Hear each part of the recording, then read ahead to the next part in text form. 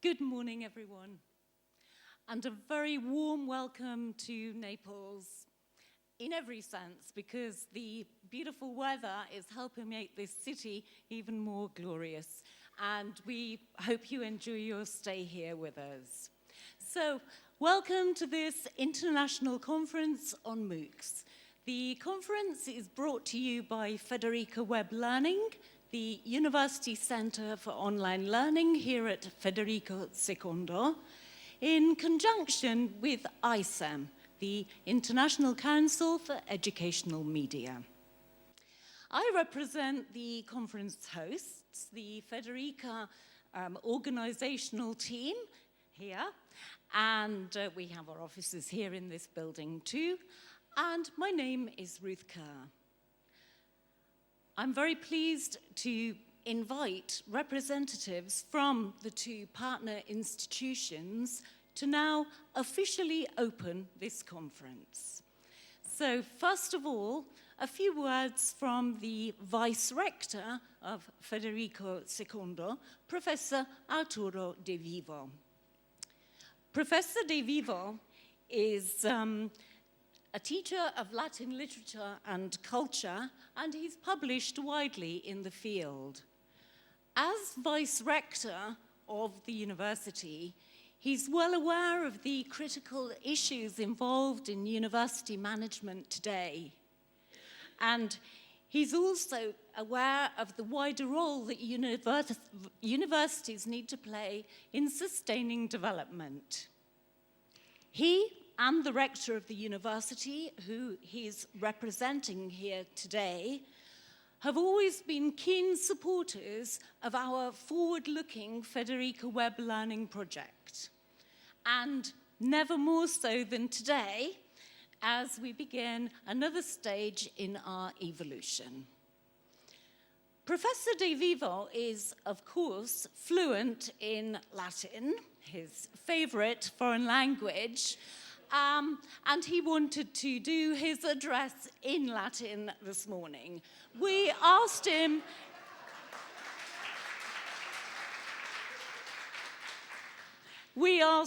if he would mind speaking in Italian. So, if that's okay, ladies and gentlemen, I will hand over to Professor De Vivo. Thank you.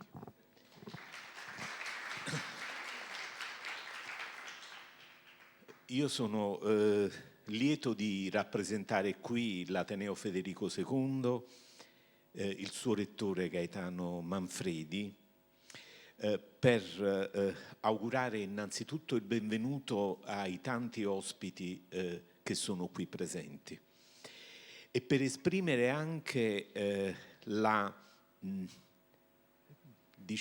gratitudine dell'Ateneo per il lavoro che svolge da più di un decennio Federica Web Learning e in particolare Mauro Calise.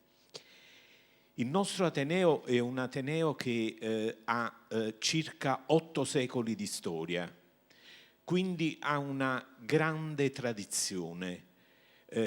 La tradizione è un patrimonio che autentica il presente, ma è una tradizione che è caratterizzata dalla continua apertura al nuovo. È l'innovazione che di fatto diventa esempio.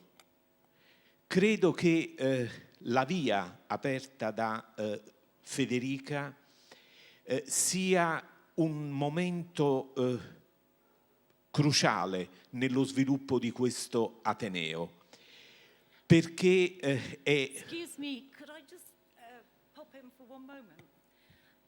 Just for anybody in our audience whose Italian is not quite up to speed, so Prof, on behalf of the Rector of the University, Gaetano Manfredi, is delighted to be with us here today And he wishes specifically to thank Professor Mauro Calise and the work that he does at Federica, because the innovation, the move towards the future that Federica and Professor Calise's work represents is crucial, is clue to the development of the university. Grazie. Dicevo, perché è importante Federica? Perché è il modo ora ancor più evidente, nel momento in cui 12 corsi MOOC di Federica vanno sulla piattaforma edX, e quindi la piattaforma utilizzata da Harvard e dal MIT, è una concreta apertura nella direzione della internazionalizzazione. Why is this moment so important for Federica and for Federico II? Because the launch of 12 of Federica's MOOCs on the edX platform represents a very important move towards internationalization. Questo significa non soltanto andare a aprirsi a un pubblico di milioni di lettori e quindi certificarne competenze acquisite attraverso i corsi prodotti da Federica, ma significa, a nostro avviso, e su questo ne conviene il rettore, e devo dire è stato il faro che ha spinto il professor Calise a accelerare in questa direzione, l'idea che attraverso i corsi di Federica, attraverso l'online, si possa finalmente dare forse l'unica risposta credibile al problema del numero chiuso. È un problema intorno al quale si discute molto, ma io vengo da una riunione ieri alla CRUI in cui si discuteva dei problemi dell'insegnamento. Qualche corso potrebbe avere una platea di 5.000 iscritti. Spiegatemi quale ateneo è in grado, credo nel mondo, a attrezzare o tanti corsi per comprendere 5.000 iscritti, o dico uno spazio, forse un palazzetto dello sport, in cui si possa fare lezione, e invece la didattica online può essere la risposta importante. Quindi Thank you. This is an important point here, that this new initiative will make the teachings, the courses of Federico II accessible to a very wide public of millions even around the world. And the rector is very much in favor of this, also as a response to the problem of limited numbers being able to access the university here.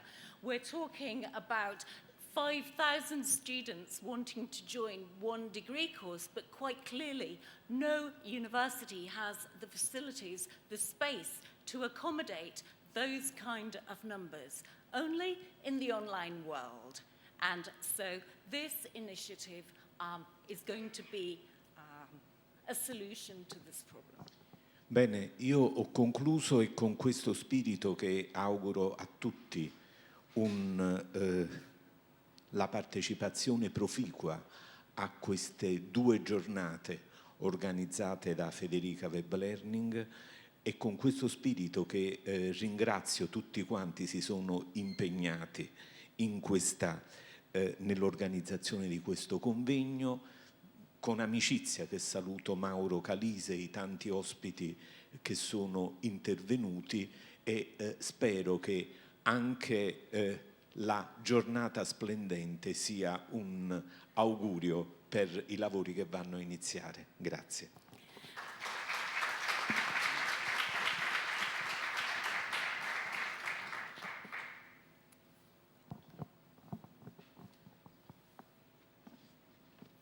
Thank you so much. So Professor De Vivo just finished his talk thanking everybody who has taken part in the organization of this event and wishes you all a very, very enjoyable and fruitful conference. Now it's the turn of ICEM, and I'd like to call on Otto Benavides, a former president of the ICEM organization, to open what will be for them the 67th edition of their annual conference. Ladies and gentlemen, please welcome Otto Benavides.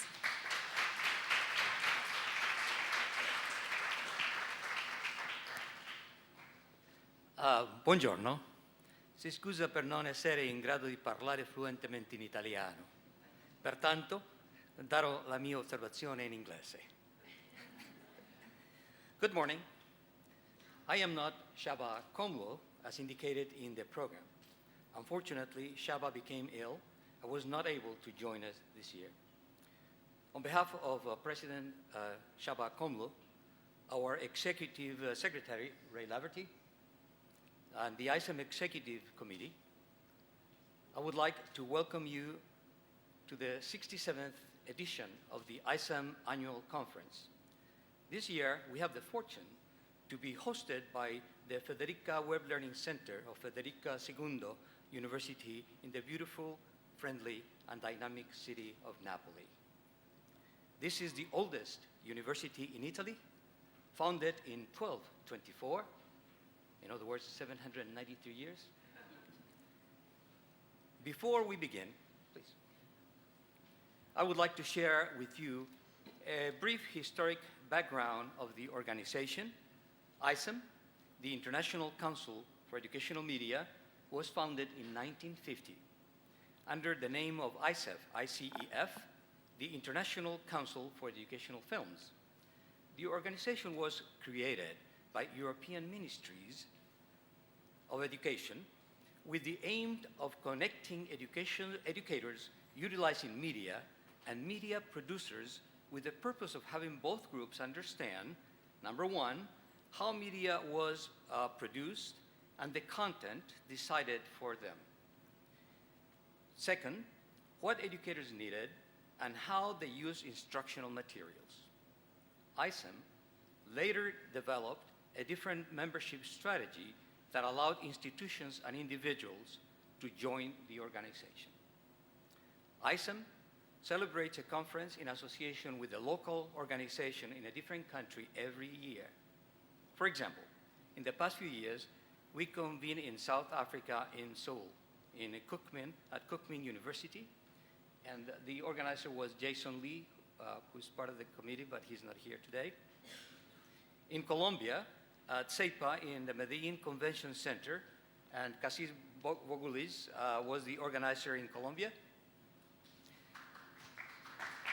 In Cyprus, at Cardet at the University of Nicosia, and Mr. Karalambos Brasidias was the organizer. In Singapore, at Nanyang University, and Linda Fang was the organizer, who is unfortunately not here. In Hungary, at Eserházy Karoli University in Eger, Hungary, at Eserházy Karoli University, Shaba Komlo, who I'm representing here today. Then in Portugal, at Universidade de Aveiro, and Zé Loureiro was organizer there. Previously at Anadolu University in Eskişehir in Turkey, Hakan Adin was the organizer. These conferences have been well attended by ICEM members as well as by many participants in the local region where the conference was held. The 2018 conference will take place at Tallinn University in Estonia. And Mart Lamper, who's not here at this moment, Mart Lamper, please, will be the host at Tallinn University in Estonia.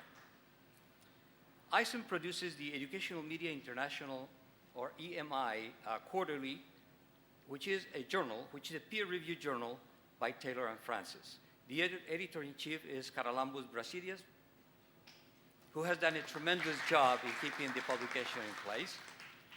And I understand there will be a special issue with selected papers from this conference. Before I end, I would like to recognize the ICEM Executive Committee, and all the ICEM members, please stand.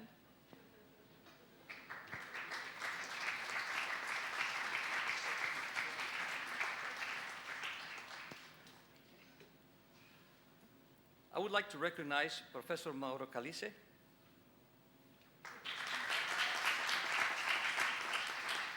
who is the founder and director of the Federica Web Learning Center, professor of political science at the University of Naples, Federico II, and a past president of the Società Italiana di Scienza Politica. Rosana De Rosa, from the University of Naples, Federico II, in the Department of Social Sciences. Unfortunately, she's not here today. Ilaria Mershai. Ilaria.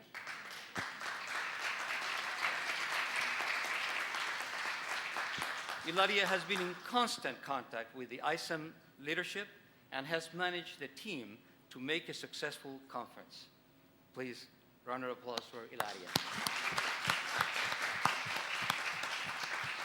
I know she has had tremendous help, and I do appreciate Ruth Kerr. Que memoria. I would additionally like to recognize Marina McIsaac. Marina, she's not here, who is a past president of the organization. Also would like to recognize Anita Stangl from Germany, who is a past president, immediate past president of ICEM, and also the head of the Median LB, an incredible organization that has created amazing educational videos. I would also like to recognize a special guest that I asked to come. I forced him to come. Oliver Vandenbach from Munich and now from Salzburg. He's the founder of Boeing's a company that has created incredible software for communications. And I would also like to recognize our president nominee, Dr. Hannah Gerber from Sam Houston University.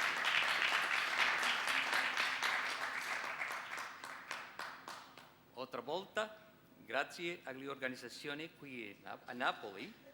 Vi prego di godere delle varie presentazioni e vi auguro tutto il successo in questo evento.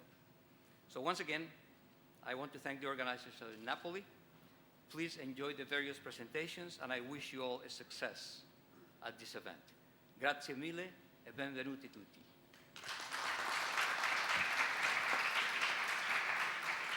Thank you. So thank you to our two institutional representatives for declaring this conference well and truly open. And so now it is my pleasure to introduce the academic program and our keynote speakers for today. Our first keynote needs no introduction. Professor of Electrical Engineering and Computer Science at MIT, the 2006 winner of the Howard W. McGraw Junior Prize for Higher Education, who recognized his work in advancing the MOOC movement. Ladies and gentlemen, our first keynote speaker is CEO of edX. Founded by Harvard and MIT, and world leader in cutting-edge innovation and research-based delivery of higher education online. Ladies and gentlemen, it is my honor and privilege to present Anant Agarwal.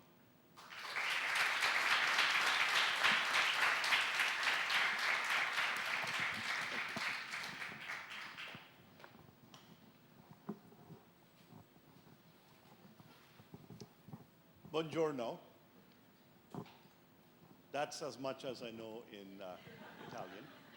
So I was curious about about one thing. In the initial introduction, the team talked about Latin as a foreign language in Italy. So I wonder, is Sanskrit a foreign language in India? So I always assumed that Sanskrit was not a foreign language in India, so I would imagine Latin is very much a local language here. So it's one of those languages that I wish I knew how to speak. Can you hear me in the back? Okay. So today, it's really exciting to be here. And as I was sitting there, I was sending out a tweet and thinking about what is amazing about this university is I just realized that we are at the threshold of the oldest and the newest. So Federica is the oldest lay university in the world, 1224. In the United States, we don't know how to count beyond about 150 or 200. But here, it boggles the mind, 1224. That is absolutely amazing. And to put that in context, my last name is Agarwal. And the name Agarwal comes from a king in India whose name was Agrasen. And he ruled in 10th, 11th century BC. And I was thinking to myself, I'm sorry, AD, sorry.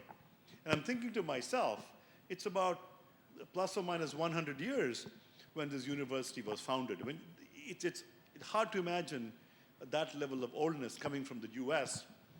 MIT was founded about 150 years ago. And but it's just a completely different feeling here. And the newest in terms of web learning. Federica has been a real leader in the whole online movement. And if you haven't seen it, you should check out, they have a little booklet about the MOOC efforts that Mauro and his team have put together. It's absolutely amazing the amount of work and the impact that they have had. So we are, at edX, really delighted to welcome as our partner, Federica, and launch Federica X as a partner on edX. Today, I would like to spend some time talking about education and the revolution that we can create in education. If you look at the whole education area over the past, I guess, almost 800 years since Federica II was founded, not much has changed. It's the same classrooms, the same structure, but today, we really have an incredible opportunity to transform what we do in education through application of digital technology. And the timing is right. So let me show you some interesting statistics as to why we think education needs to change. Can I get a... Okay, so I can just use this. So I want you to think forward to 2030. About 13 years from now, not in the context of Federica from 1224, this is not very far, only 13 years into the future. And I want you to think about, with all the transformation happening around us because of automation and robotics, how many jobs of today do you think will be around by 2030? So anyone wants to guess what percentage of today's jobs will still be there in 2030? Yell out the answer. 50%. Any other guesses? What percentage of today's jobs? 12%. Someone is really optimistic. 25, 70, 20, 80. Okay, so the numbers are all over. So 5%. Someone is really enthusiastic from Otto from Austria. So the first answer was correct. So the International Education Commission reports that by 2030, half of today's jobs will be gone because of technology and automation. 50% of jobs will be gone. Which means that whenever you shake hands, by 2030, one of those will not be there. It is shocking. what does this have to do with universities? If you look at, I'll get to that in a second. If you look at every field known to mankind, those fields are changing drastically. If you look at platform technologies like Uber, that has completely transformed the transportation industry. Netflix has transformed the entertainment industry. Airbnb has transformed the hospitality industry. Industry after industry has been completely transformed by technology, and that is completely changing the field and completely changing jobs. As half the jobs go away because of these kinds of automation, as universities and educators, we have a real challenge. If 50% jobs go away, that means we have a massive planet-scale reskilling effort that we have to do. What's going to happen to these 50% of the people? It's not that there won't be jobs. This job will be transformed into this job. Instead of driving a truck, maybe there's a job in IT. Instead of a job in moving big boxes around, maybe there's a job in drone operators. So there's all kinds of new jobs. And so we will have a planet-scale reskilling effort on our hands. But my question is, what are universities doing about it? Universities have focused on educating students who are 18 years old or 19 or thereabouts for 4 years or 5 years, and then they graduate. Universities have not really thought about this new world that is coming at us so quickly, where we have to move to this new culture, where people have to be reskilled continuously, and universities have to play a role in that. But today's universities are not set up. Next slide. Not only the job world changing, but our children are changing as well. So on the top left-hand corner, that's my daughter, Anisha. And in case you're wondering what she's doing, she's studying. At least that's what she tells me. Our children are completely different. They don't talk anymore. They tweet. They don't play anymore. They text. They don't run around looking at sites. They do Snapchat. It's a completely different kind of DNA. They're all learning on the web, watching short videos on the web. This is how people are learning today. But if you look at our education system, that has not changed since 1224. We have the same big lecture classes, the same kind of education style, but everything has changed. The job scene has changed. Our children have changed. And so we somehow need to do something about this. And so while we are here today, looking at the past and thinking about the future, there's an incredible opportunity for us to think about what should the future of education look like. And it is not just about putting some MOOCs out there and letting people around the world or in Italy or the rest of the world take some free courses. That's not the point.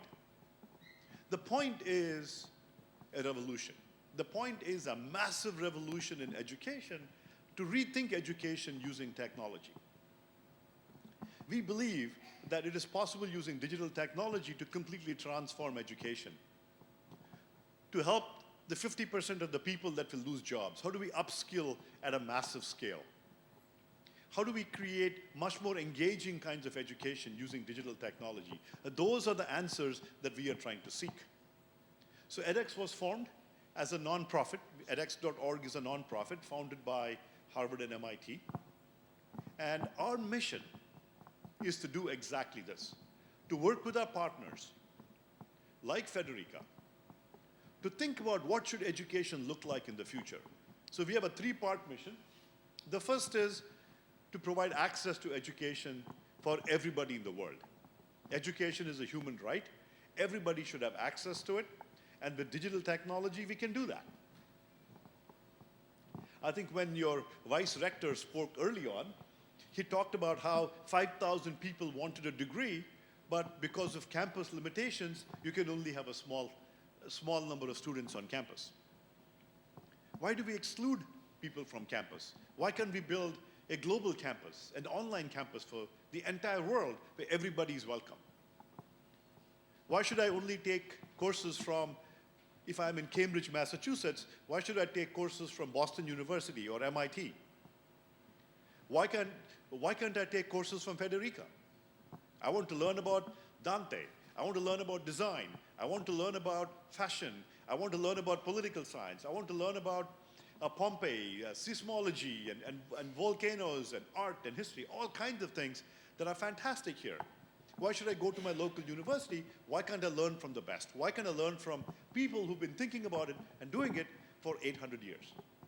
Now we have the opportunity to do so using digital technology.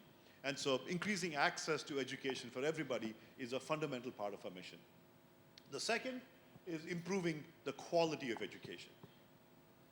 Education quality is okay, it's not very good. We can do so much better.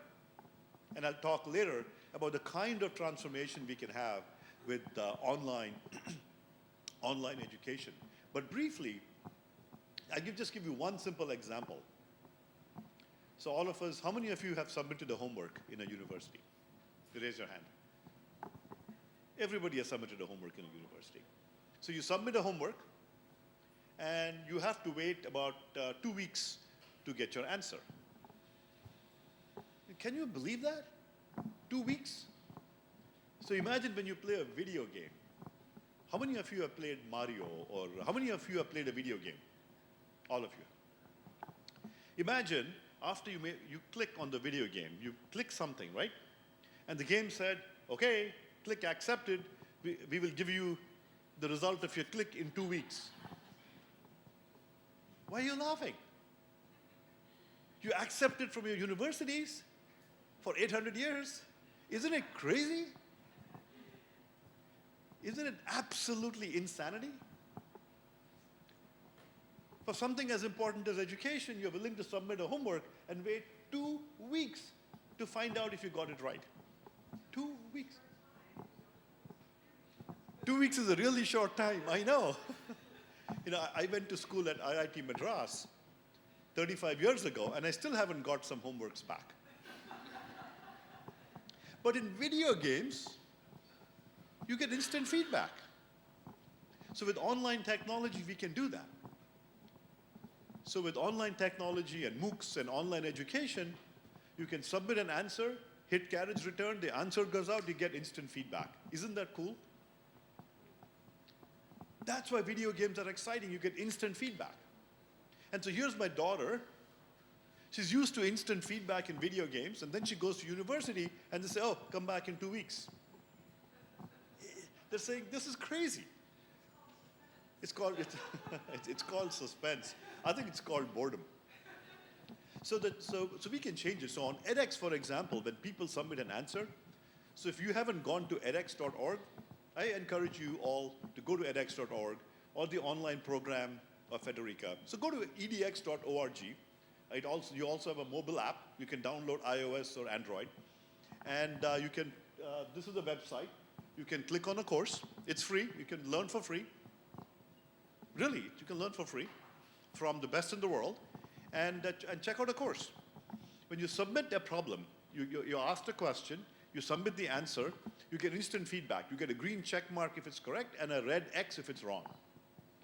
And students are telling us that they go to bed at night dreaming of the green check mark. People keep trying and trying till they get the answer correct because they want that green check mark. Homework becomes like a video game. Can you imagine your daughter telling you, I just cannot wait to go at my homework? People love the green check mark. That's just one example of what digital technology can do to education. And there's so many more examples. And research. We are gathering the big data of learning. This platform is like a particle accelerator. So you have this big particle accelerator in CERN. Imagine we have something like that for education, where we can do planet-scale experiments with millions of students, studying online and doing research and data on how students are learning and improving the whole learning process as a result. So that is the goal of edX. I'm really excited that we have a new partner, our first partner in Italy, And we're really looking forward to bring the kind of content that you are really good at and people are desiring all over the world. So here are some numbers. I talked about big data. So today, edX has 13 million students from every single country in the world. So we have, from Italy alone, we have about over 100,000 students from Italy alone. We have 130 global partners, and Federica is our newest. We've had close to 50 million courses taken on edX. And for professors, what is very interesting is that this technology is enabling for professors to get audiences all over the world, not just in the local country. Here are some of our students from all over the world. They're everywhere. So just to give you one example, each student here has an absolutely amazing story. One quick story is you notice the Indian student somewhere in the middle. I was traveling in Bangalore and checking into my flight, and after I checked into my flight, I noticed a big group of Indian students coming at me. And one of them said, are you Professor Agarwal? Now, when you're in a foreign country, I live in the US, when you're in a foreign country and a group of young men and women come at you and said, are you Professor Morrow? You start worrying about it. And then, you know, my face looked strange, and so they said, no. Thank you very much. You know, one of them said, hey, I took your course in circuits. Another one said, oh, I took the course from Berkeley in AI, and so on. And so it's amazing. You run into people all over the world who are learning online. And what's amazing is that it's not just learning for fun. People are now getting jobs and careers and true outcomes from programs like this. So that number in the middle, 47%, in career-focused courses on edX, 47% of edX students who've earned a certificate are posting the certificate on LinkedIn. 47%. So we have career-focused programs called MicroMasters and professional certificate programs that I'll talk about in a second. They're posting them on LinkedIn. 45% are including them on the resume. And 43% of our students are telling us that they've already had a career advancement because of the certificate, either a pay raise, a new job, or a promotion. And so technology is giving learners all over the world new opportunities in their careers. We've also made our platform open source. So edX is a nonprofit. You can learn for free. And if you haven't gone to edX.org, I really urge you to go check it out. It's quite an experience. We've also made a platform available as open source to the world. So anybody can take our software and download it and launch their own platform.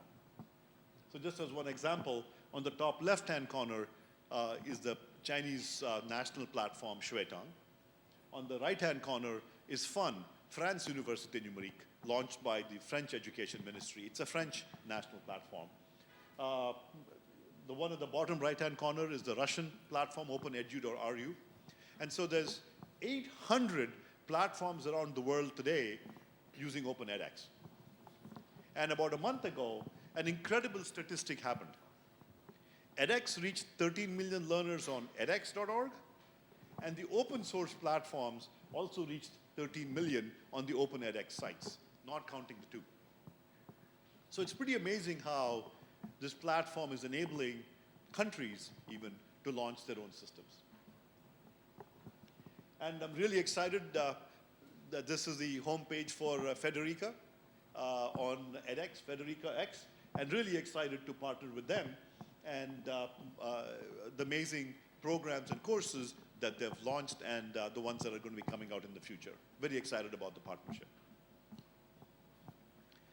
So the next part of my presentation, I would like to talk a little bit about what is the future of education.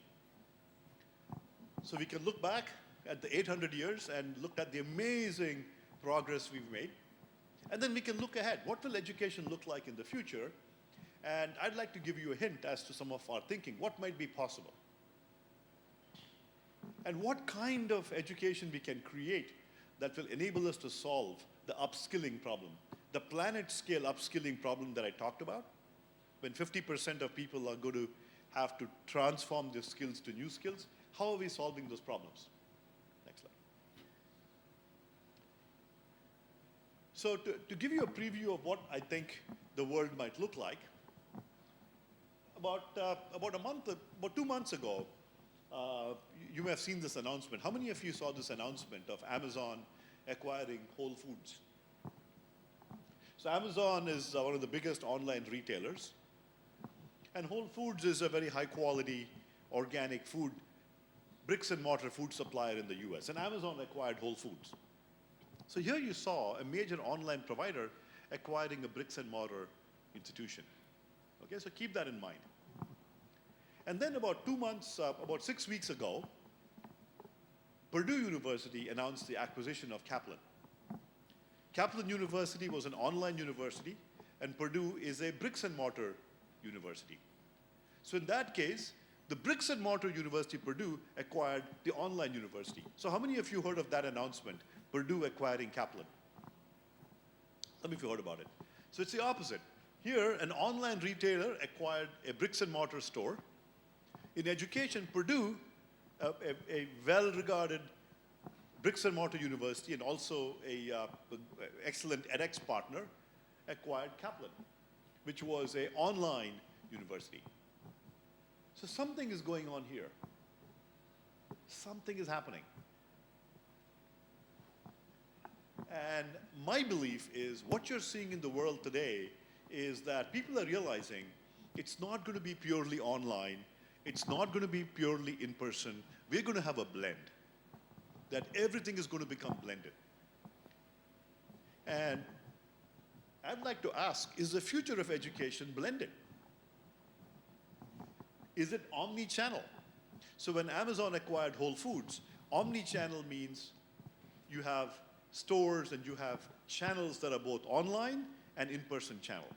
So if you want to buy some toothpaste, you can go and buy it at a grocery store, or you can go and buy it online depending on the experience you're looking for. Is it lifelong? Can we create an education system where you're not just being educated at the age of 18 at a university, but a model where you can be learning throughout life? As newer and newer fields emerge, as newer and newer jobs emerge, we need to be learning throughout life. So I'd like you to think about this. Is this the future of education? Much like we saw with Amazon buying Whole Foods, where experiences will be blended and omni-channel in the future. So let me give you some examples of this blended, the different kinds of blended models that we might see. So I see 3 forms of blending. One blending is a blending of online and in-person. Some experience online and some experience in person. That's one blend. The second blend is purely online, where I blend some components and it's completely online. And then third, let's look at a completely campus experience where student is sitting on campus all the time, but there is a blended experience. So let's look at these 3 examples. So blended while on campus, blended while online, fully online, and third, a mix of students being online and on campus. Let's look at 3 examples and show you some of the innovative programs happening through our edX partners today in this model. So the first one is what I would call blend of online and in-person. So edX and Arizona State University, 2 years ago, we launched Global Freshman Academy. So Global Freshman Academy is the following. You can take an entire first year of an undergraduate degree on edX from Arizona State for free. These are online courses, and you can take these courses completely online on edX. You can obtain credit for these courses and then transfer to a university and then continue on your years 2, 3, and 4 at the university. So there you're blending 1 year online and then years 2, 3, 4 on campus. So with the Global Freshman Academy, some very interesting properties. One is open admission for the first year. Everybody's welcome. Isn't that amazing? There's no admissions. But can you imagine a university where there's no admissions? Everybody's welcome? But you can't do that on campus at Federica. You can't do that on campus at Boston University. The reason is your campus space is limited. But online, everybody can do it. When you go to a theater, you have to restrict the number of tickets you can sell because there's limited seating. But with YouTube, when was the last time you were told by YouTube, sorry, you can't watch a video, we are at capacity? It never happens. With digital technology and cloud computing, everybody's welcome. So why don't we do the same thing for education? If Google can do it for YouTube, why can't we do it for education? Why can't we make it so that everybody's welcome? If you have 5,000 people looking for a degree, everybody can do it. So Global Freshman Academy was a revolution where everybody was welcome to take the courses. You can learn for free, and you pay for credit if you pass. Now, isn't that amazing? Where you pay if you pass, you can learn for free, and once you pass, you can pay for credit. This completely flips the model. At a university today, you pay in the beginning, and then you pass, you fail, you've paid. But online, if you pass, you can go and pay. I mean, isn't it completely crazy? It completely flips the model. You only pay if you're happy.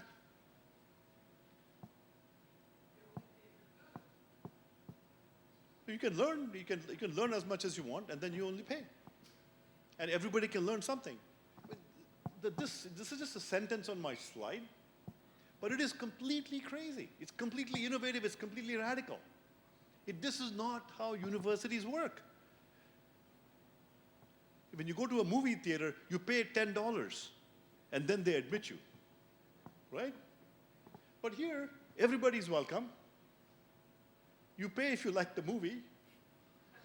If you go to a movie, I really like the movie, and you stay for the end of the movie, then you pay. Otherwise, you don't pay. It's okay.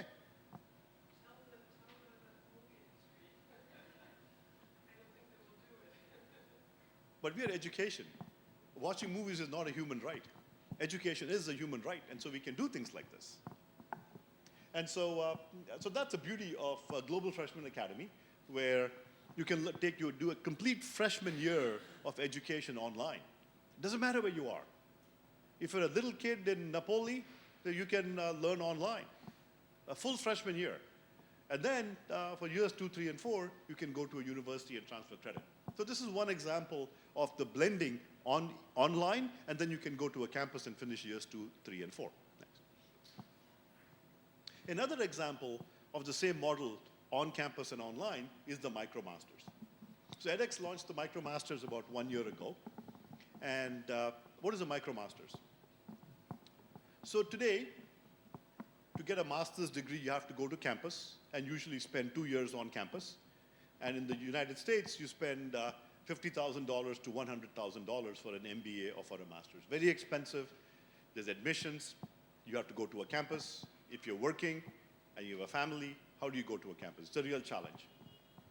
And this model, the regular master's model, does not work for all the people for 50% of the people that will have to upskill. This model doesn't work. The master's degree or the bachelor's degree model does not work for lifelong learning. So MicroMasters is a new solution. A MicroMasters is about 25% of a master's degree. So it's modular. You can do it completely online. So on edX, you can do it completely online. Each MicroMasters is focused on careers. Each MicroMasters is endorsed by a corporation. And you can learn for free, and there's no admissions. You can do this online.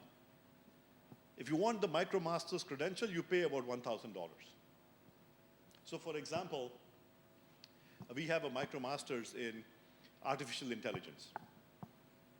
In the future, of those half the jobs that will go away, a big fraction will be in AI. We have a MicroMasters in AI from Columbia University. You want a MicroMasters? It's about $1,000. A lot of jobs will be in robotics. You have a MicroMasters in robotics from Penn. A lot of jobs will be in data science, big data, data analytics. We have MicroMasters from UCSD, Georgia Tech, University of Adelaide in Australia in big data, UCSD in data science. Just in the US, there's 3 million jobs in data science. And you can do this completely online and get a MicroMasters. So where does the blending come in? Well, if you earn a MicroMasters in, say, cybersecurity from RIT on edX, and then you apply for admission into RIT into the master's program, the MicroMasters will convert into credit. And you can complete the campus master's program in a shorter amount of time and shorter amount of money. So that's the blend. You can do part of it online, and then you can go, if you want the whole thing, you can go to campus and complete the whole program on campus. But 80% of the students on edX are saying that they don't want to complete the full degree, they just want the modular MicroMasters credential. And my belief is that this credential is one of the answers to the lifelong learning problem. We need new credentials that people can earn fully online that are modular and career focused. Each MicroMasters is also endorsed by employers. So we have a MicroMasters in Business Analytics from Columbia, endorsed by Bloomberg, so that learners can do these MicroMasters and feel confident that there are jobs available in this space.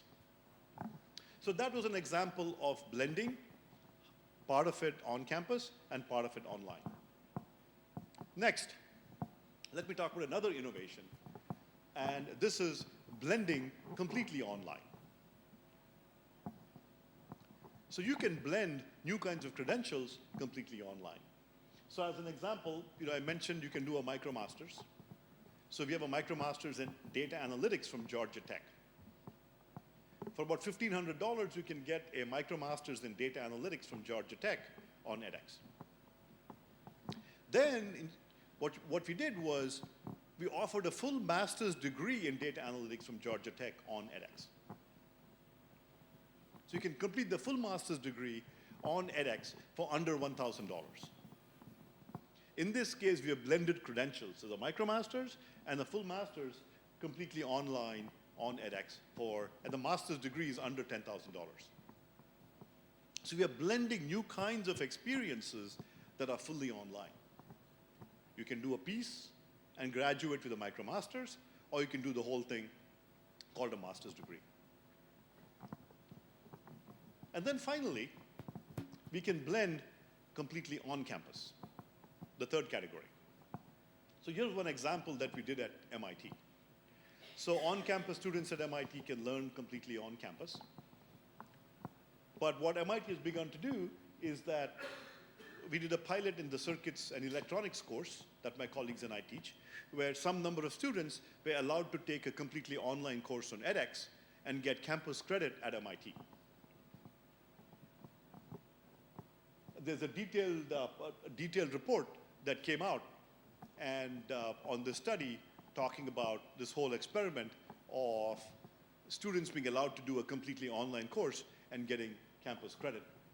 So if you Google MIT circuits, you will likely find the report, or shoot me a note, I'll send you a report. It's a very interesting research report that came out from the study. The students indicated that they had less stress. The course ratings were better than a campus course rating. And people had a lot more flexibility. Many people wanted to take 2 courses that happened at the same time. But you can't do that on campus because you have to go to a class. But online, you don't have to worry about class conflicts. You can take an online class in place of a residential class. So this is an example of blending on campus, where you do some parts online while you're on the same campus. What you can also do is, now if you can do an online class when you're on campus, you can also do an online class from a different university. So edX did a pilot with IT University in Pakistan. So IT University is a university in Lahore in Pakistan. And what they are doing is they have bachelor's degrees and master's degrees.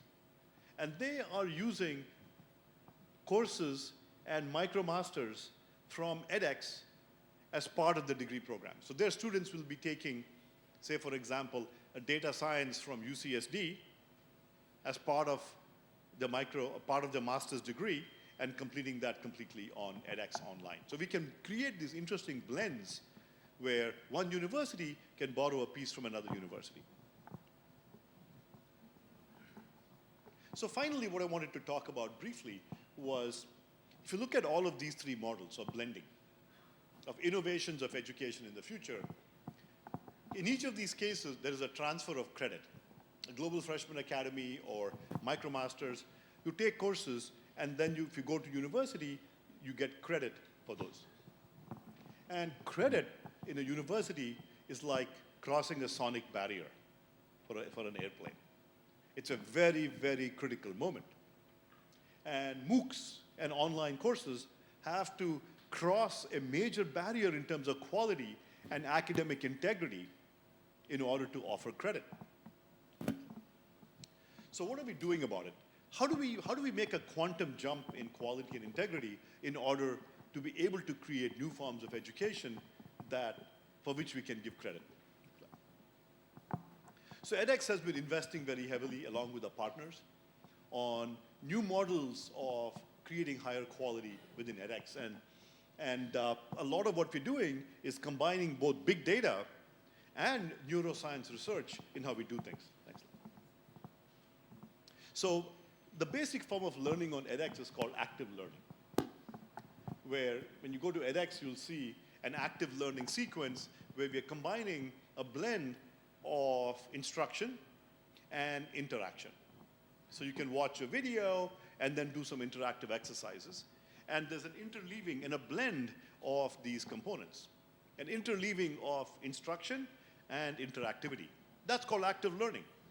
And neuroscience research has shown that in terms of outcomes, the model where you have interpolated testing, the interpolated testing is like active learning, where you have some activity and tests between instruction, shows that outcomes are much better than just letting people watch video alone.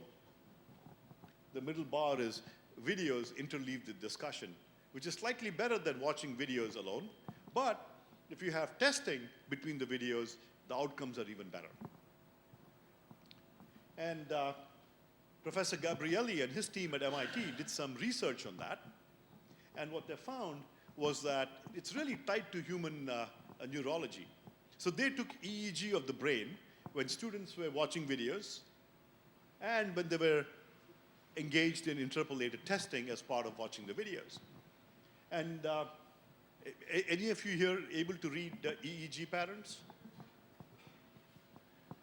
One person. So if you look at the left-hand chart, yellows, the yellow coding implies the brain is, warm colors like yellows and reds implies the brain is in a sleep state. But cooler colors like blue implies the brain is really active. And if you notice that the EEG patterns on the right, when the brain is very active, shows a much more active pattern with interpolated testing. What that means is that our brains are wired to learn better when we do active learning. It's human physiology. It has to do with neuroscience. And those are the techniques that we can use in digital learning to enable much better engagement with students. We're also doing, along with the partners, a lot of work in improving the quality and integrity of MOOCs. So just as one example, a lot of you think that MOOCs are just videos and multiple choice. No, we've gone much beyond that. So if you have just 5 minutes, I encourage you to go and take the course on edX called Demo X. Just go and type Demo X on the search bar, and it shows you the rich problem types that we can do online. We can do all kinds of things, all kinds of testing, all kinds of assessments, drag and drop and image responses that are absolutely amazing. We can also do team projects.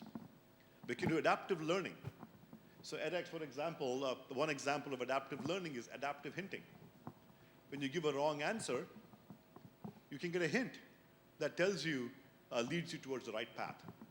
It's almost like you have a tutor sitting next to you, and all of these things can be authored in the platform. Next slide. We're also innovating on integrity. And for credit, this is very important. How do you know that the student is not cheating? So here, on edX, one of the most important things that we did was integrated virtual proctoring into the platform. So every MicroMasters program has virtual proctored exams where with virtual proctoring, you use the webcam to monitor the student while they're taking the exam so that they cannot cheat while they are doing the exam. You can do all kinds of other things. You can have timed exams.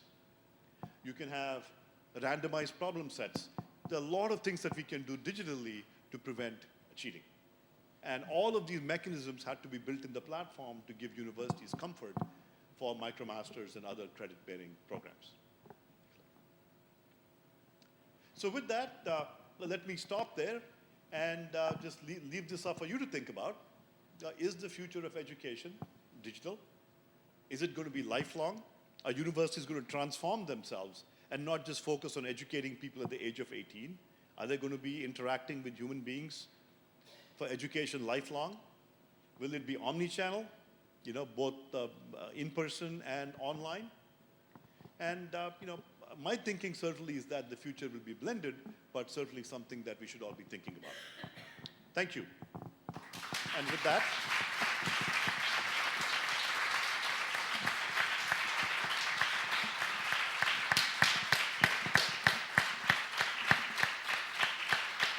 thank you. Do we have time for a question or two? Okay. We have time for a couple of questions. Who has the first question? Yes.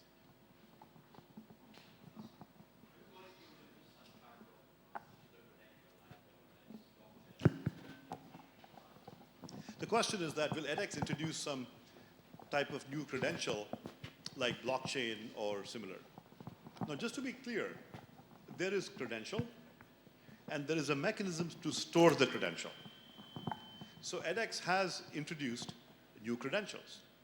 We've introduced new credentials for lifelong learning called MicroMasters. We've also introduced professional certificates. And edX stores these credentials online in digital form, and each credential is digitally signed so that any employer can be given the URL and they can verify the authenticity of the credential. Now, blockchain is a way of storing the credential. So today, edX stores the credential for you. So let's say you go to edX and you complete a MicroMasters in AI. edX stores that certificate for you online and gives you a URL. You can share that URL on your resume or LinkedIn, and any employer can click on it and look at your credential, digitally signed and authenticated by edX. That's one way of storing the credential. There's a second way the credential can be stored using blockchain. With blockchain, the credential is stored in the blockchain approach so that edX is not storing it, but it's simply available for anyone to check, and the student can control that credential. It turns out that IBM has integrated blockchain and built a blockchain-based approach into Open edX to store credentials. So it's simply a way of storing the credential and authenticating it. And so will edX go to that model in the future? It might. But right now, we store the credential. edX stores it and is responsible for it. Yes? Thank you. My question deals with the concept of active learning and the neuroscience behind it, but also when we look at actual application of practice. So I guess it was maybe a year ago, I did a MOOC. It was from Coursera. It was not from edX. And it was chicken keeping, chickens. And so when you think about the fact, it had the quizzes and the tests, but there's something to be said also for being able to actually apply what you've learned. And do you see anything coming within the platform where, for instance, if I'm learning about particular aspects of keeping chickens and I have to actually go out and catch the chicken and do whatever I have to do with the chicken and then show within the MOOC that I actually can do that versus the quizzes or the tests, do you see anything coming within the MOOC platforms that would allow for this understanding that the student has actually been able to apply the knowledge that they've gained? That's a good question. Within MOOCs, is there a way to actually apply, not just in solving problems, but in an actual project or a lab, apply the knowledge and test it out? And the answer is, of course, yes. There are a large number of MOOCs. In fact, The same MOOC that I asked you to look at, Demo X, I encourage you to go look at Demo X. It has many examples of projects. And you can do projects in two ways, or use applications in two ways. One is you can use virtual labs. So with edX, we've invested very heavily in virtual labs. And so as one example, we have a circuits lab. And with the circuits lab on edX, you can actually design circuits and look at how circuits behave. And it's almost like you're sitting in a real lab, but it's a virtual lab. So there are many virtual labs that you can build and integrate online. And then you can also do live projects. So in many of the MicroMasters and other programs, there is a project at the end of it. And it defines a project, and you can go out into the world and gather data and do the project. So absolutely, I think real-world learning, virtual labs, are all very important part of these programs. And we're seeing a lot of them, particularly in credit-bearing programs, where you want to be sure that the learner has actually learned and can apply the knowledge.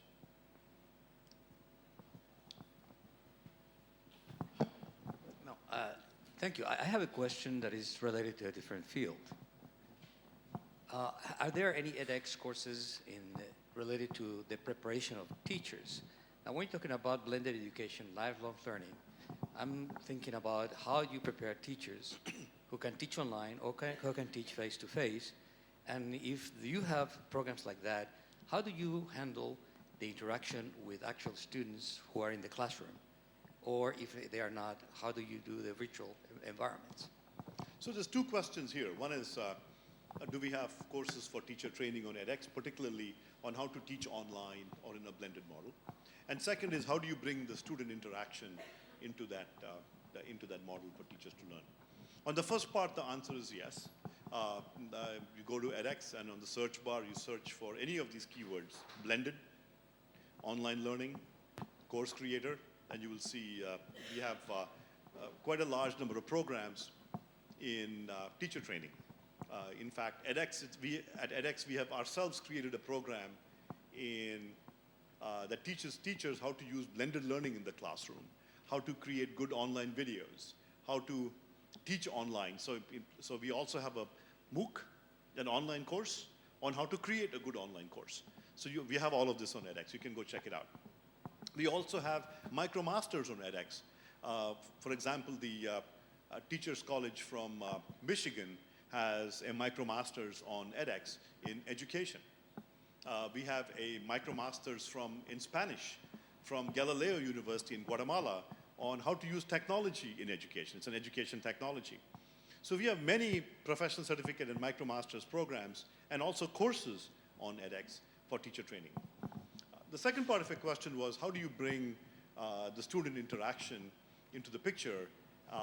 And there, again, it goes back to the previous question: how do you do projects where the teachers can actually apply what they're learning?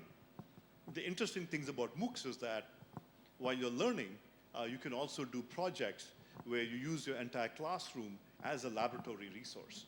And you can ask questions of the class and so on. So although I haven't done it myself, I think it should be possible to be creative and use your students in your class to actually do some labs and A/B testing on the very students that you are learning with. So I would encourage you to check out some of the, just Google edX and blended learning. You'll see the MOOC on how to teach in a blended learning format. Yes? So you spoke about the massive reskilling effort that's needed to bring people into the new age. And I took a look at the Columbia University AI MicroMasters course, and it requires Python knowledge to start with. So I can't see, a bus driver taking that course and getting a MicroMasters degree. So the lifelong learning thing needs to start much earlier, and also in at much different levels of learning. So do you see edX go from kindergarten to death, or is that just from to paradise? Yeah. No, that's a good question. To your point about the Columbia's AI program, remember, to get a job in a field, it has to be rigorous. You have to learn real stuff. And yes, if to do in the Columbia AI course, the first course is AI, the second course is machine learning. And Python is one of the modern languages that is extremely popular. And so it's a MicroMasters, and so it assumes Python knowledge. Now, the good news is that we have many Python courses on edX, and so we indicate the prerequisites. So you can complete the Python course from Georgia Tech on edX or from MIT. So we have any number of Python courses. So you can do the intermediate courses and the basic courses. And so you can complete very basic courses as well. And so you have to complete the prerequisite. Digital learning is not magic. It's not like taking aspirin or Tylenol and suddenly your pain goes away. You have to get the prerequisite. So I would encourage doing a basic course in statistics, maybe one in Python, and then doing that. So you have to, it's lifelong learning. It's not instant learning, right? But to your question, I think what is important is to create these pathways. And to your question about whether edX will go from kindergarten to paradise, and again, we are 6 years old. We started off, our focus is college education. And from college education, we also now have lifelong learning, like professional certificate programs and so on. And we also have a large number of high school courses. So we have students from the age of 7 to 95 on edX. And so we have about 70 courses at the high school level. You can teach, we have basic trigonometry, geometry, algebra, pre-calculus, many basic courses. In fact, Wellesley College teaches a high school level course on Learn Italian. So it's an AP Italian course. And so we have high school level courses as well. In computer science, we have some courses that can be taken by 9 or 10-year-olds. It's Scratch programming. Now, will we go all the way to nursery? I don't know. But certainly, we cover a pretty large space. And my hope is that we'll be able to create pathways for people to be able to learn in a blended manner. Great question, thank you. We have one in the back there. I know you can read EEGs, but you better not ask me about EEGs. No. So I was gonna ask you, do you think eventually would edX incorporate emerging technologies like VR or AR, etc., to improve engagement and motivations? A great question. Well, in fact, I had an incredible time with the Professor Mauro yesterday, and he asked me the same question, which is, how are we going to advance learning, where learning with video and audio and becomes continuous. And similarly, learning becomes continuous between the physical world and the virtual world. How do we make it much more seamless? And VR and AR are certainly one examples. The short answer to your question is we are already doing it.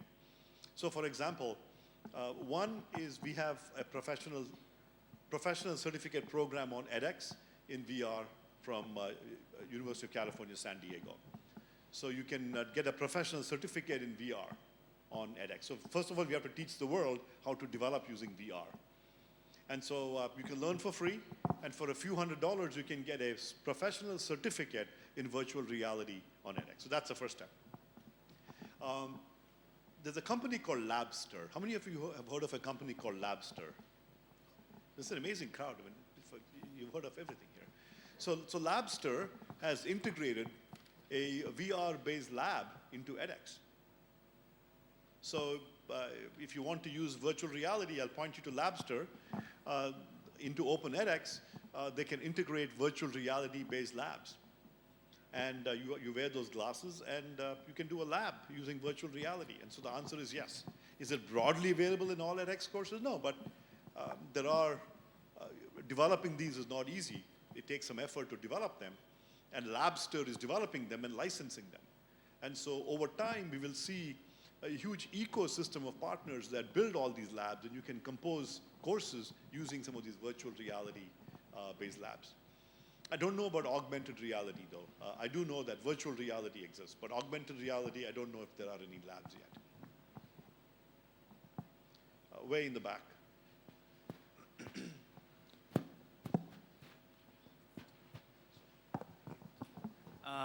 Thank you for your the keynote speech. I'm really a MOOC fan, and I really like to discuss a lot of things about MOOCs. So happy to see you saying that the education is basically a human right for everyone. I also agree with you. But I have a question, like since 2012 is the year of MOOC. After that, the MOOC goes a little bit down, I mean, compared to before. So the first question for me is, like, at your position, when you take a step back to see the trend of MOOC, what's the most significant change that the MOOC brings to the learning, to the education? The second question for me is, like, how do you see the relationship between university and the MOOC? Like, what is the ideal state of MOOC in the future? So on your first question, what is the most significant change that MOOCs have brought? Certainly in the year 2012, there's a lot of hype. But now we've gone from the hype to the people that want to do real work and are working on it. And the movement continues. So it is very strong and the movement continues, but the hype is less so that we can do our work in peace now. In terms of what has been the most significant impact, I would say that what MOOCs did was they legitimized online learning. That was the biggest impact.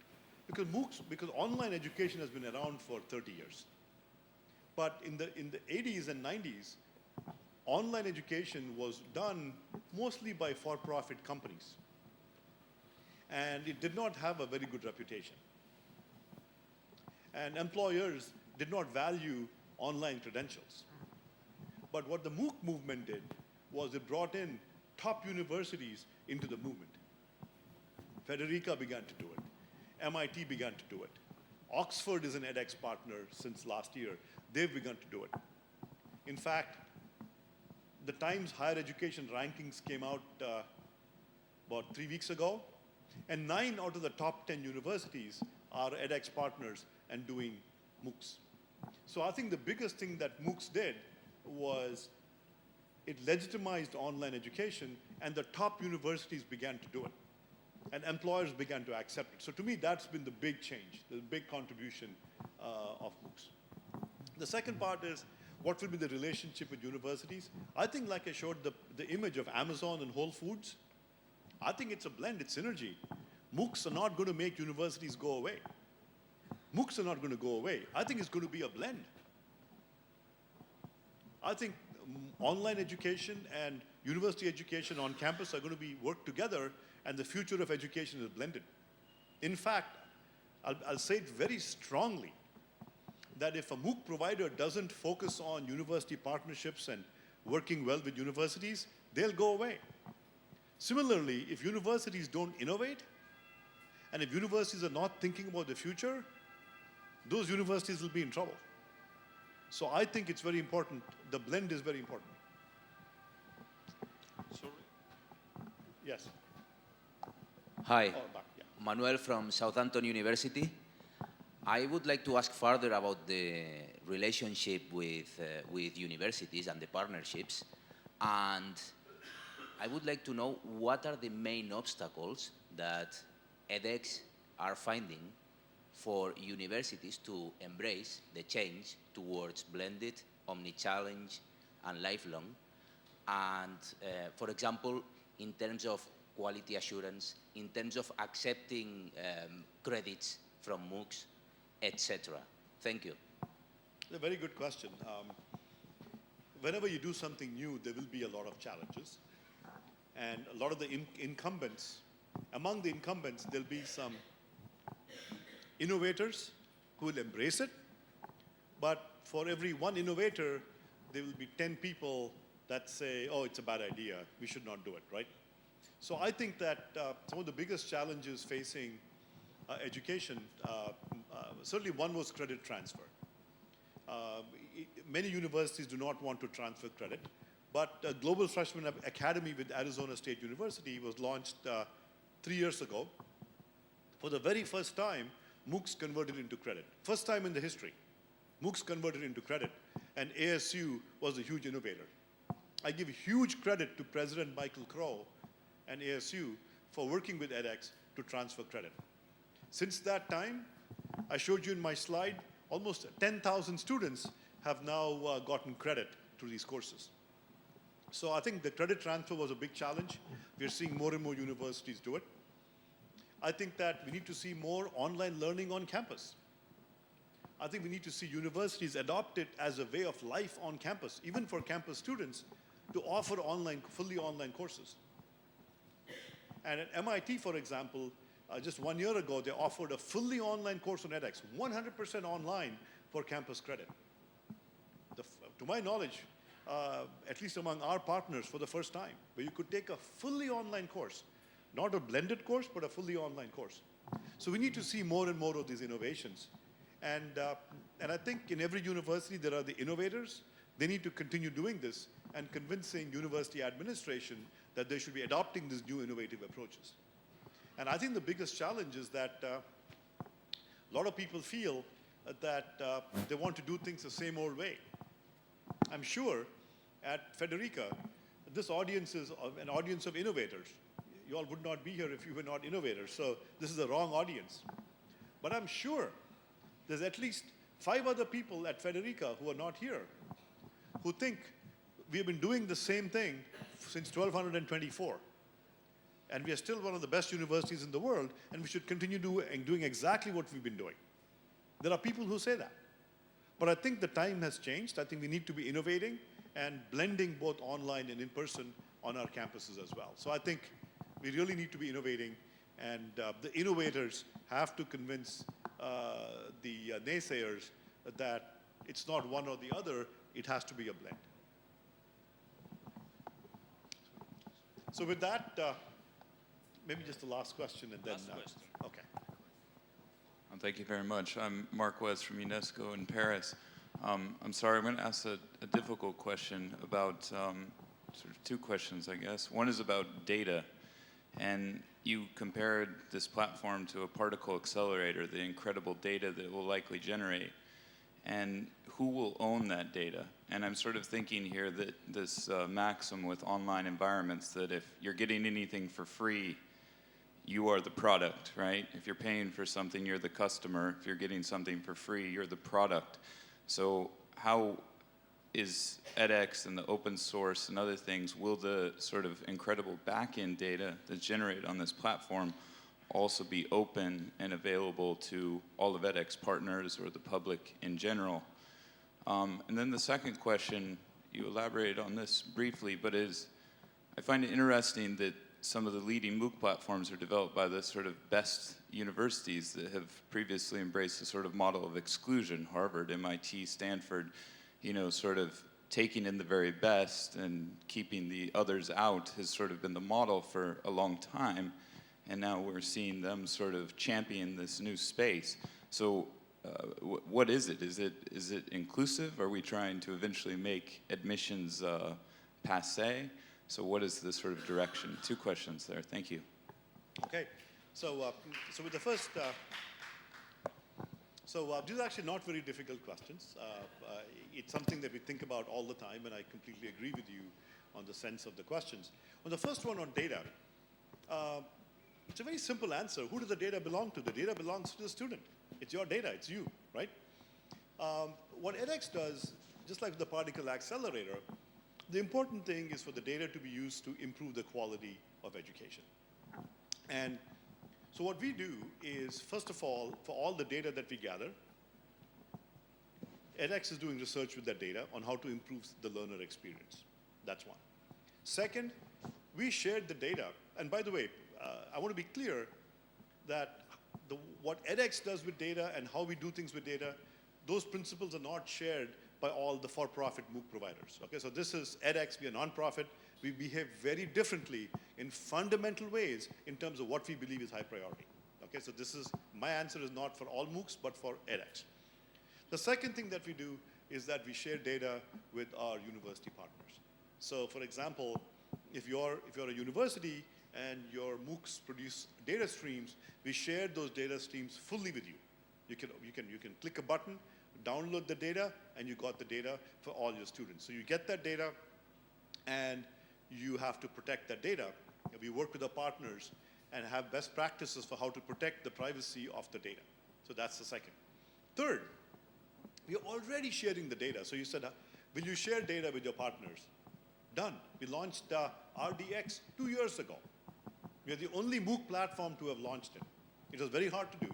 It's called RDX. How many of you have heard of RDX? Some of you have. Research Data Exchange. So edX launched RDX, where on edX, if a partner opts, it's through opt-in. If a partner university opts in to RDX, they are committing to sharing all of their data with all the other partners who opt in. And so on edX, a number of partners have opted in, and they're all sharing the data, so they can see not only their data, but they get access to de-identified, partially de-identified data from all the other partners for research. So that's a step we've taken to share all the data with the partners for research. Then the second part of your question was universities have practiced a culture of exclusion. So now, where are we going?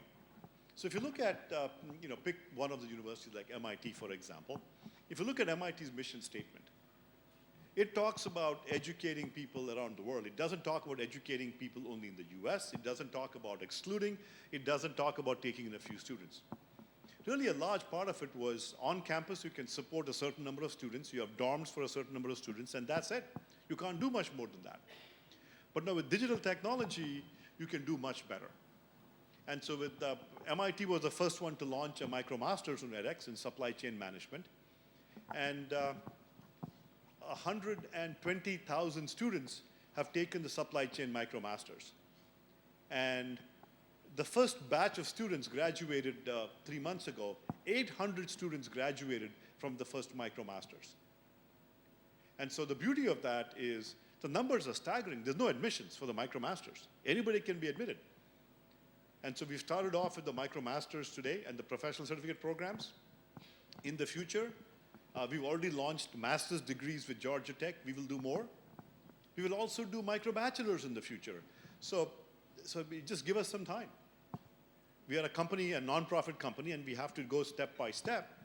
And so I think to the extent that digital technology can make the world a less exclusive place, we will do that. Thank you.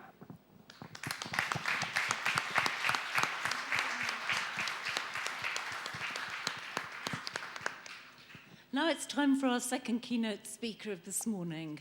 He's a political scientist of international renown, and he also is a man of great vision and an innovator in the field of online learning and the changing role of universities in the digital era. He is the founder and director of Federica Web Learning, the largest worldwide provider of open access multimedia education in Italian. Ladies and gentlemen, please welcome Professor Mauro Calise.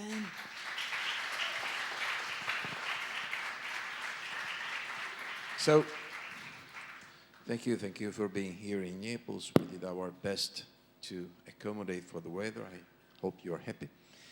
And, I'm going to have an easy task after Anat Agarwal. I'll be short. We have a coffee break in about 25 minutes. And I will skip some of the things I had in my presentation for contingency of time, but also because I think we have had a very, complete overview of what the situation is here. So I'm sort of like dividing my presentation in two parts. Part two is going to be the techie, visionary, and I'm trying to give you my contribution.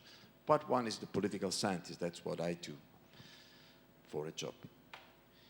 And some of the key questions that Anant has been raising and many of you have been sharing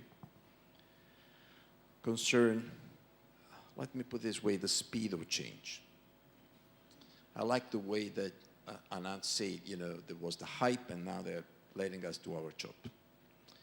And if you look at the numbers look staggering, but at the same time you have the very precise feeling that there is resistance out there. The technological change is extraordinary. But let me quote one sentence by Carlos Delgado, a dear friend who's also on edX with a beautiful computer science course. He once said, if you're looking for cooperation for innovation from within universities, expect the same type of cooperation if you want to try and move a graveyard. And I think this is still true. It is still true. And of course, I'm speaking from a different perspective. I'm speaking as a professor who has been trying to change from within its own university. I've been lucky in many respects. But part of the story that I'm trying to focus your attention upon is why is change coming up so slowly from within universities? What Anand has been telling us is from a no-profit company doing a global effort. But if you take each single American university, and we're talking about the top ranking in the world, well, I think there may be possibly, I don't have the latest count, 3 or 4 universities. 3 or 4 universities in the United States who have produced more MOOCs than Federica. Now we are just, here in Naples. 3 or 4 of the top players, world top players. And of course, Anand put it pretty gently when he said, there is a problem of credit transfer. And yeah, it's a big political problem. It's a very big political problem. And cheers to Arizona University, the only one among 130 partners who is doing this. So the reason why I'm raising this issue is partly because I think this will stay as the main issue. It's a fight. And I admire edX because to me is one and only one among these major platforms who's trying to fight this fight. I get the feeling that Coursera is not really very keen into doing this. I may be wrong. Like, you strike a deal. You give me a few nice courses. I, do the worldwide global diffusion. And also all these sort of like blended degrees, which are extremely interesting, are an important perspective for the future. Is this future going to be 5 years from now or 50 years from now? That's very important. And having been a professor in the university for several years, my basic feelings, the one about the quote from Carlos Delgado, and on more general grounds, the idea is that there's going to be a lot of resistance, at least in the United States. Now, I've been growing in American universities. I know the way they work. A lot of forward-looking people, but also most of them are private, and even the public universities are now becoming more and more money-dependent. Now, let me stress the fact that Europe is a different situation, potentially different. Europe is doing incredibly less than what is happening in the major global provider. Once at a conference in Madrid, there was Johannes Heinlein, the vice president at edX, a dear friend, and I said, it's very different from what the American platforms are doing. He said, we are global, okay. But it's also true that, of course, they are basically run by illustrious and very forward-looking American colleagues. So the question is, why would it be different in Europe? And let me give you the example about what is happening here. One first important difference, at least with Federica, but it's not just Federica, is that all of our courses are 4-credit courses. So they are not courses to go on a global platform and to, in a way, speak to the postgraduate. which is 75%, I think, basically, of the overall audience on the global platforms. No, we basically deal with our students. So each and every one of our 80 MOOCs is a perfect equivalent of a course on campus. So that's what is specific with our own experience. And we stick to this because we think this is our core business. And in a way, it is our core business in two ways. Not that we think it's not important, lifelong learning. That's incredibly important. And I strongly admire the way that Anant has been able to frame the future in this direction for edX and for all of us. But at the same time, I have this kind of feeling that the battle needs to be won first here. Or that once we succeed in winning this battle here, that's going to possibly make a quantum leap for many universities. Let me give you just an example, what I mean by this. All of our courses are framed in a way that a student can simply not go to class and go then and take the exam at the end. So that's the quality standard that Anant was talking about. This for us is just number one. Of course, this also means that you could possibly, and that's what the deputy rector was talking about, this is a big issue now in Italy. You know, you don't have admission requirements in terms of financial requirements, and that's a big, big difference. You know, the average rate, fee, it's about 2,000 euros for a year. So what, 5% of what you pay in one of the top American universities.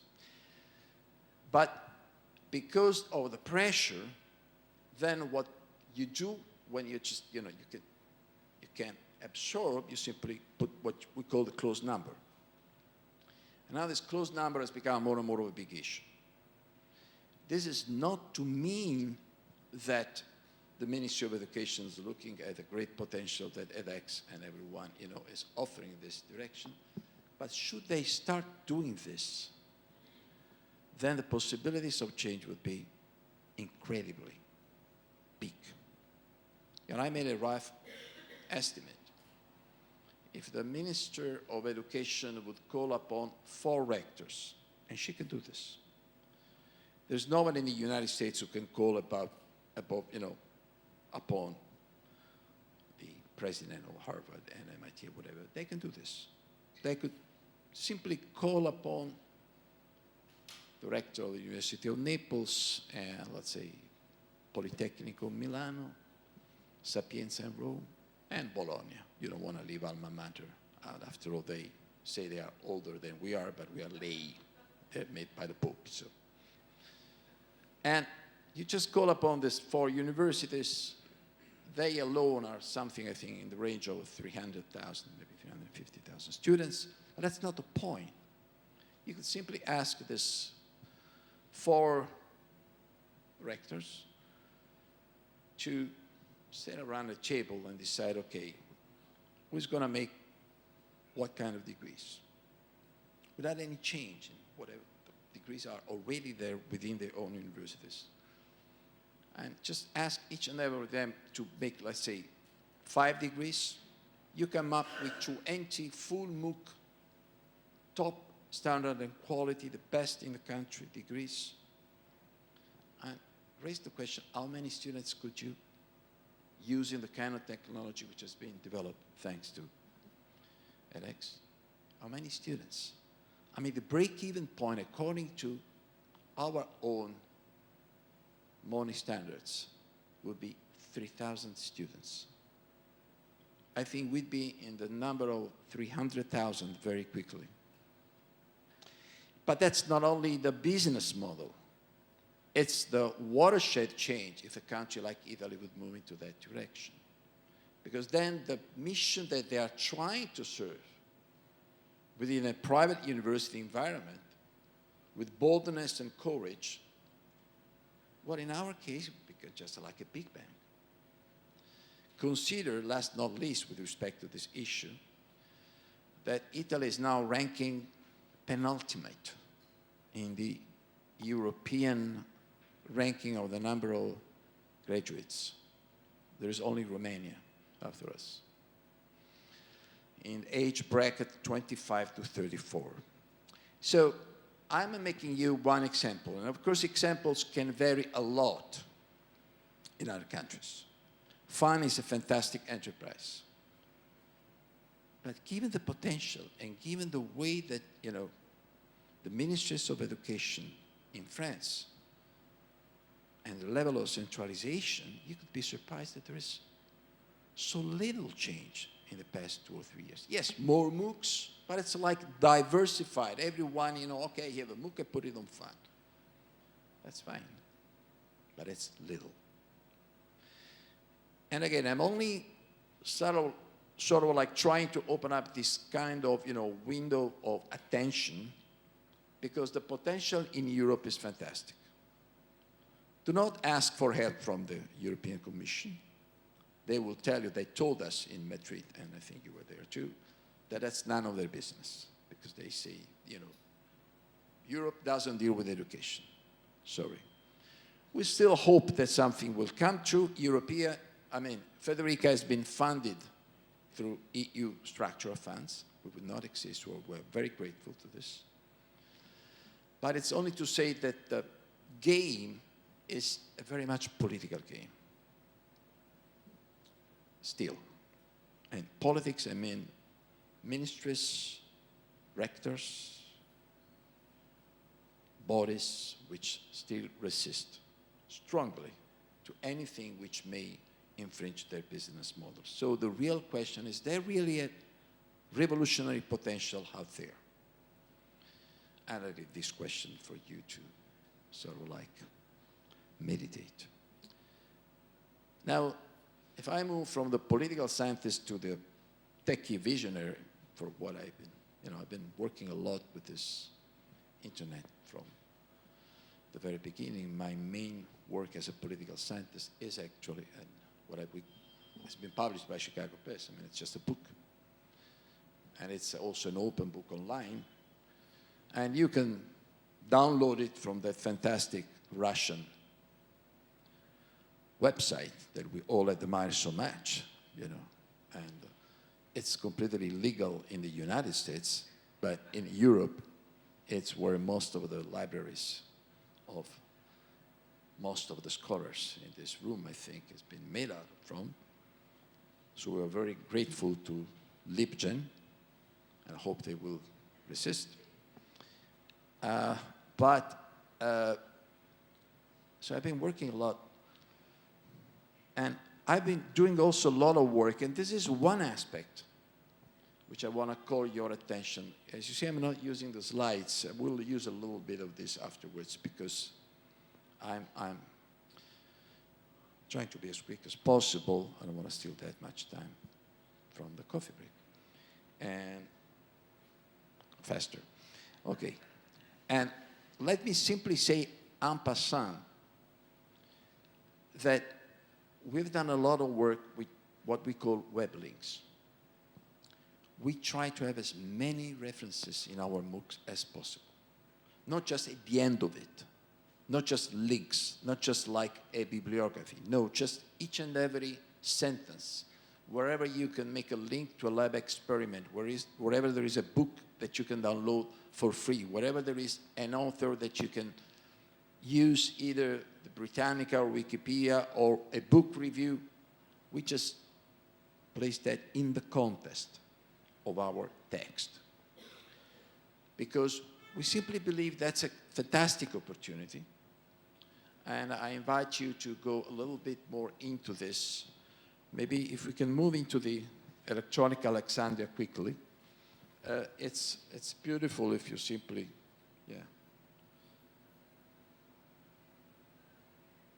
Okay, here. Do we have them? Yeah, fantastic. You see? It's been like this for 25 years. And it's not changed a lot. Now we are into the Amazughal factor. That's a beautiful definition. It comes from the librarians at Columbia University. And it was already 15 years ago they started wondering what's happening here. I mean, we have, people want to look and get the books. So we try to put into our own interface, and that's another word will come last, as many links which reflect the Amazughal factor. And of course, in order to do this, you have to do work, which means you cannot simply ask a teacher to prepare the slides for the lesson or for the labs, which of course is an important part. You have a team of dedicated professionals, as there are here at Federica, who follow the teacher in preparing content and web links. And we strongly believe that one of the ways we can convince our colleagues that what we do at Federica is better than what they do in the classroom. It's not just as good as, but it's better, is because you move in what I simply call augmented content. Before augmented reality, you have augmented content.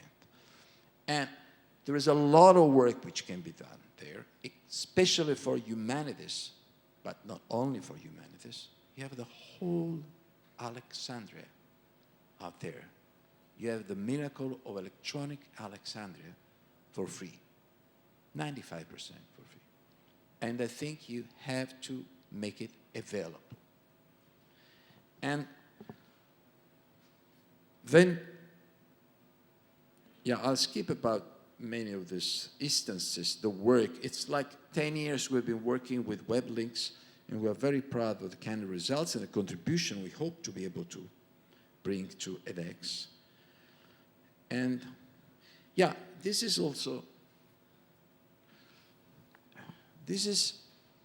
a very simple slide, but you see, basically, I see a tendency, and I do not like it very much, to move into videos. We know where that tendency comes from. There is more and more video on the web. We believe that there needs to be video and text, and it should be very strongly integrated. Then we believe that, of course, you need to have the web links, and that the way you integrate this seamlessly, and I will come back to this word in a minute, is going to make a huge difference.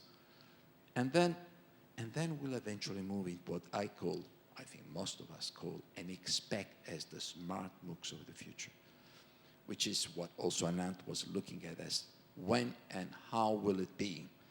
A completely different way of learning.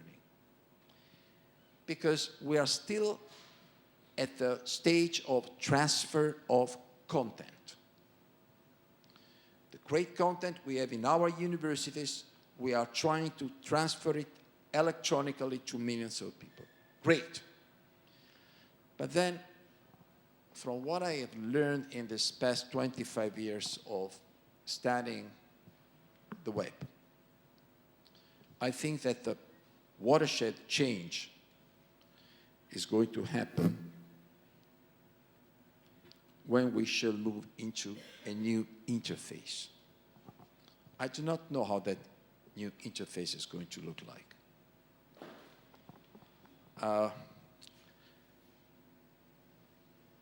Let me show you maybe very briefly what we have done up to now on Federica.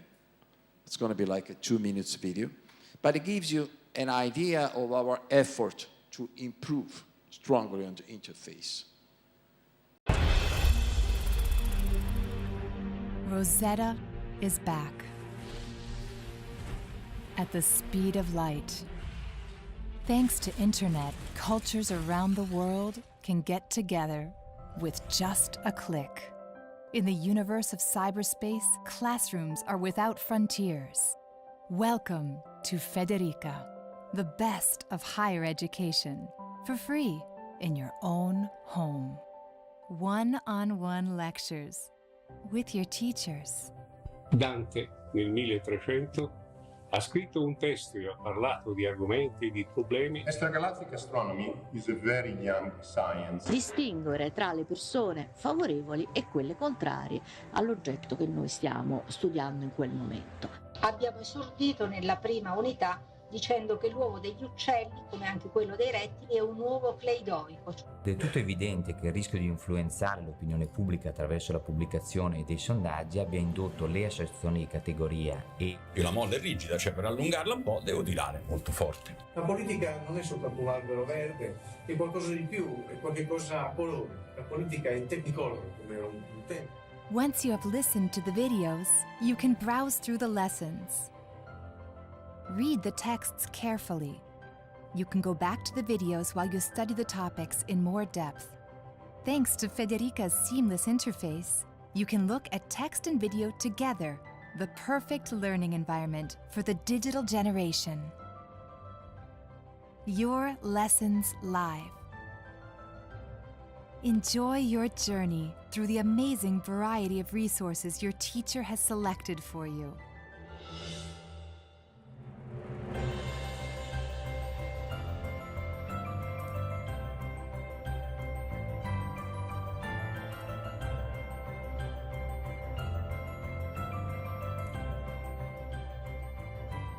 Underline key points. Save them in your notebook. Share them with your classmates.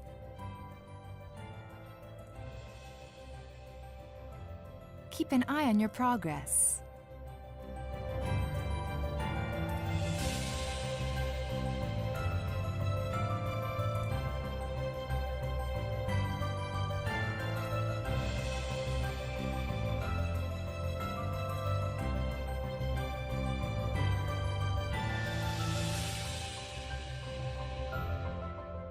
On Federica, MOOCs are crafted with the sense of beauty that makes Italian design #1 in the world. Come join us on Federica. Studying has never been so beautiful. So, yeah, let me stick on this last sentence. Studying has never been so beautiful. I think this is going to be one of the relevant keys to the future of MOOCs, blended education. And the reason why is, yes, you see, just look at that. I think most of people my age in this room, they go back and think when there was the good old Nokia, they worked beautifully. I mean, you simply, you know, they always, but there was voice, and there was content delivery. Now we're moving into this, which we call navigation experience.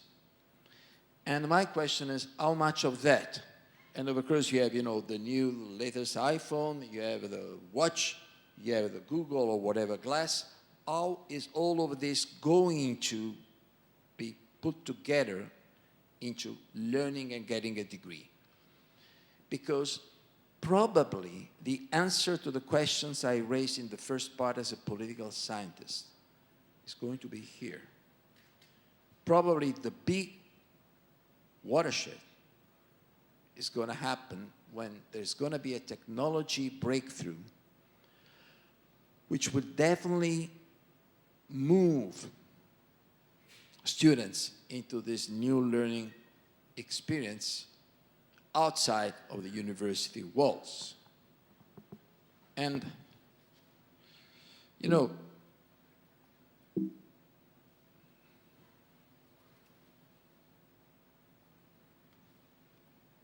okay, so it's taken 50 years to move from that fantastic first mobile phone up there to that one which, you know, was in the first movies by James Bond.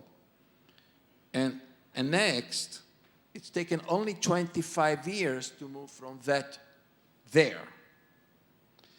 Now the real question is, when is that coming and how is that going to look like? We have very little of that yet on edX, Coursera, FutureLearn. Very little of that. We know the reason. It's still very young. I mean, there's a lot of research Anand has been telling us about. But I have this kind of idea in my mind that this is when the real tsunami is going to happen. And we do not know whether this is going to come from Coursera, edX, or it's going to come, why not, from Apple, Microsoft. You know the figures. I mean, LinkedIn bought Linda for $1.6 billion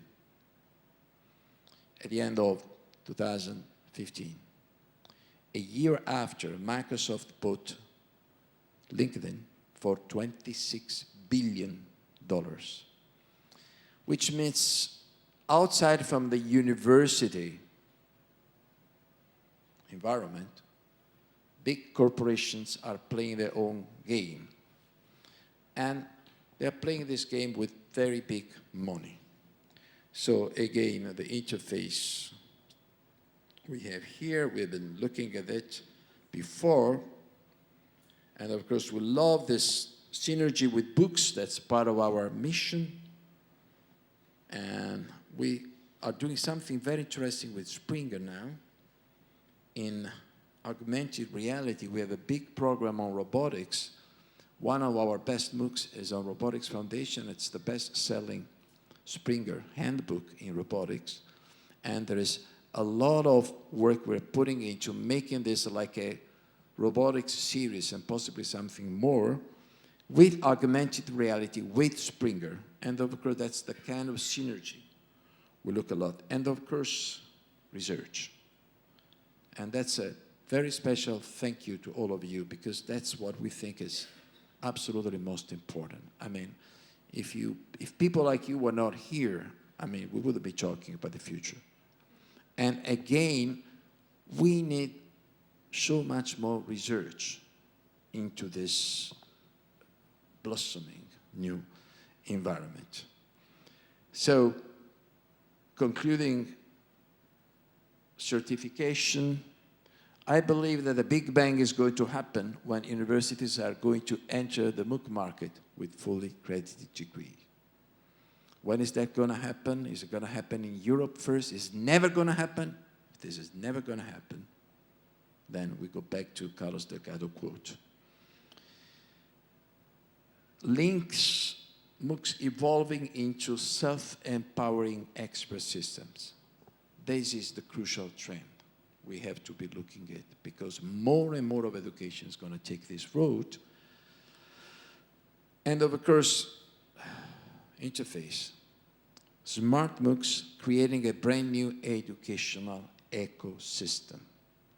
These are the three key trends we're looking at. And the question, is there going to be convergence? Well, my answer is, Mercutius. And thank you very much for your own attention.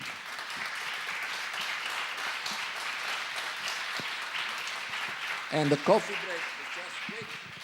Thank you very much, everybody. Just to remind you, the coffee is on the 3rd floor, floor 3. Okay, thank you. And we resume again at 12.